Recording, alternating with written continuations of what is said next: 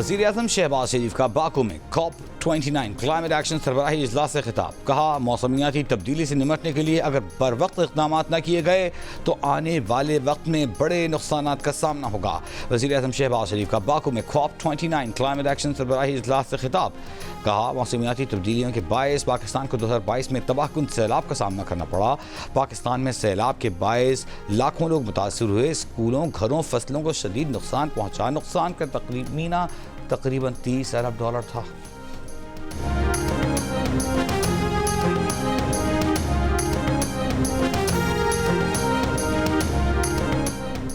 Smog से मुतासरा पंजाब के शहरियों का इम्तहान कम न हुआ। कई अजला में फ़ज़ाई मायार आज भी इंतहाई मुज़िर। लाहौर दुनिया के आलूदा तरीन शहरों में दूसरे, मुल्क के आलूदा तरीन शहरों में पहले नंबर पर।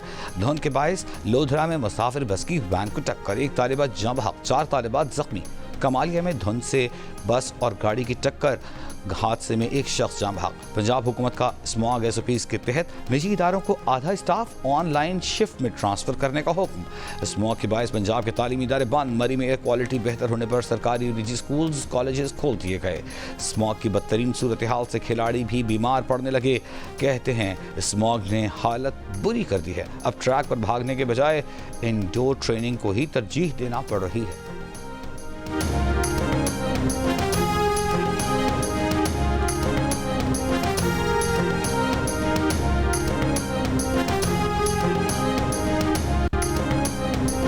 स्मॉग SOPs की खिलाफ वर्जी करने वालों के खिलाफ पंजाब हुकूमत का क्रैकडाउन। धुआं छोड़ती 300 से ज़ायद गाड़ियों का आर्टिफिशियल इंटेलिजेंस के तहत ई चालान किया गया।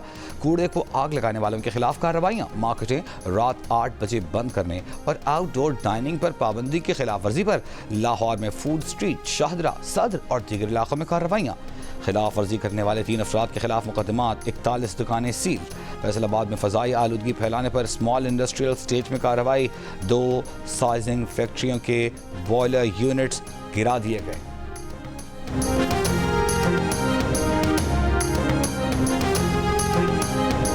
District and session court Islamabad से बानी PTI और दीगर सियासी रहनुमाओं को लॉन्ग मार्च तोड़ फोड़ के एक और केस में रिलीफ मिल गया।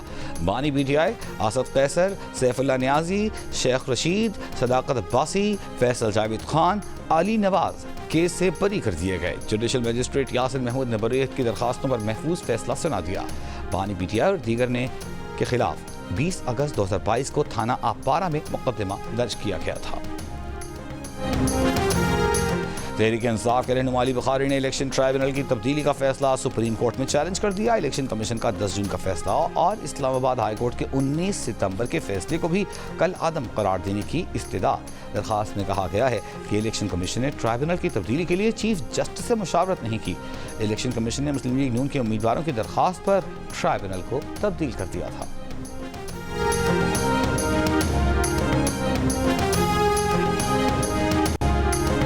बानी PTI की सियासी जिंदगी ढील और डील के गिर्द घूमते गुजरी है। तहरीक इंसाफ की सियासी पैदाइश एहतजाज, धरने और जलसों की शर्त पर हुई थी। वज़ीर इत्तलात पंजाब अज़मा बुखारी की तनकीद। कहा, मुल्क में खुशहाली लौट रही है, सरमायाकारी आ रही है। तहरीक इंसाफ की सियासत सड़क छाप सियासत से भी बदतर हो चुकी। कौम के बच्चों को इक़्तिदार की हवस में झोंक दिया। अपने बच्चे लंदन में इंजॉय कर रहे हैं। मुशीर इत्तलात खैबर पख्तूनख्वा बैरिस्टर सैफ ने कहा है कि एहतजाज के लिए बानी PTI की फाइनल कॉल का इंतजार है। PTI एहतजाज की तैयारियों को हतमी शक्ल दे रही है। वज़ीर आला अली अमीन गंडापुर खुद तैयारियों की निगरानी कर रहे हैं। PTI रहनुमाओं की गिरफ्तारी हुकूमत की हवास बाख्तगी जाहिर करती है। अक़वाम मुत्तहिदा को तवील तनाज़ात, इक़्तिसादी अदम इस्तेहकाम और मौसमियाती तब्दीली जैसे चैलेंजेस दरपेश हैं। इन चैलेंजेस ने दुनिया भर में इमिग्रेशन के बहाव को नई शक्ल दी है जिनसे कोई एक मुल्क अकेले नहीं निपट सकता। वज़ीर दाखिला मोहसिन नकवी का हंगरी में मुनक़्क़िदा बुडापेस्ट प्रोसेस की 7वीं वज़ारती कॉन्फ्रेंस से खिताब। कहा, इन चैलेंजेस पर काबू पाने के लिए जामे बैनुल अक़वामी हिकमत अमली की ज़रूरत है। गैर कानूनी इमिग्रेशन रोकने के लिए पाकिस्तान ने अपने कानून नाफिज करने वाले इदारों को इंसानी स्मगलिंग में मुलविस मुजरिमों के खिलाफ मौसर तरीके से कानूनी चाराजोई करने के लिए बाइख्तियार बनाया है।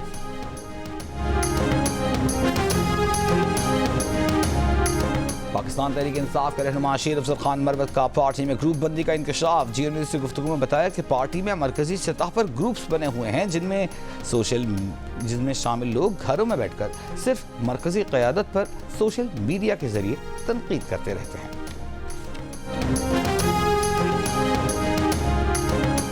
मलाकान के इलाके शाहकोट में दहशतगर्दों के खिलाफ कार्रवाई में 3 दहशतगर्द हलाक। इलाके में सर्च ऑपरेशन जारी। CTD के मुताबिक सर्च ऑपरेशन के दौरान करीबी इलाके से एक दहशतगर्द की लाश भी मिली। 4 लाशों को तहवील में ले लिया गया।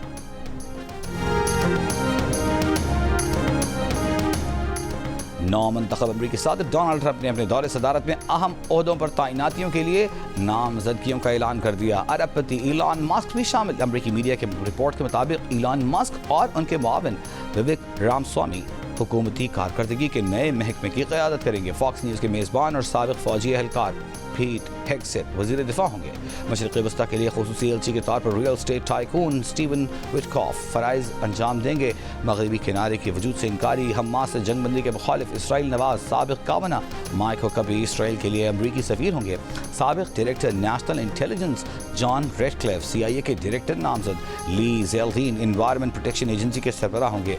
ज़ेल्डीन ने बाइडेन के माहौलियाती तब्दीली कानून की मुखालिफत में वोट डाला था।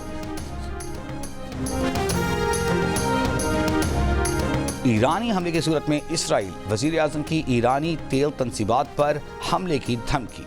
इसराइली फ़ौज का लेबनान में हिज़्बुल्लाह के गढ़ बैत दाहिया को खाली करने का हुक्म। वादी बका और एन याकूब पर बमबारी से 17 लेबनानी शहरी शहीद। गजा पर इसराइली हमलों में 21 फ़लस्तीनी शहीद। अमरीकी महकमा ख़ारजा के नायब तर्जमान ने दावा किया है कि इसराइल ने गजा में इंसानी इमदाद से मुताल्लिक़ कानून की खिलाफ वर्जी नहीं की। हमास ने गजा में इंसानी सूरत हाल की बेहतरी के लिए इसराइल के हक़ में अमरीकी बयानात काबिल मज़म्मत करार दे दिए। कहा फ़लस्तीनियों की नस्ल कुशी में बाइडेन इंतज़ामिया और इसराइल शराकत दार हैं।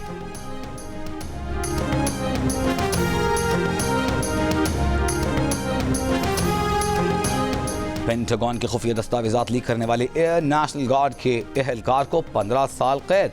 मैसाचुसेट्स एयर नेशनल गार्ड के रुकन को जासूसी एक्ट के तहत सजा सुनाई गई। अमरीकी मीडिया के मुताबिक एहलकार ने सैकड़ों खुफिया दस्तावेज़ात सोशल मीडिया पर शेयर की थी। लीक दस्तावेज़ात रूस यूक्रेन जंग और शिमाली कोरिया जौहरी प्रोग्राम से मुताल्लिक़ थी।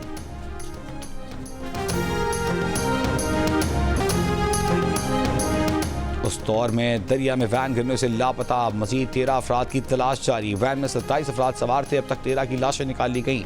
डिप्टी कमिश्नर के मुताबिक बारातियों की वैन गुज़िश्ता रात स्तोर से चकवाल जाते हुए थेलची के मकाम पर दरिया में जा गिरी थी। सिर्फ दुल्हन को जख्मी हालत में जिंदा बचाया जा सका था। वज़ीर ट्रांसपोर्ट सिंध शर्जील इनाम मेमन की ज़ेर सदारत महकमा ट्रांसपोर्ट का इजलास। BRT मंसूबों पर पेशरफ का जायजा। शर्जील मेमन ने कहा काम के मायार पर किसी किस्म के समझौते के मुतहम्मिल नहीं हो सकते। BRT मंसूबे हुकूमत सिंध की अव्वलीन तरजीह हैं।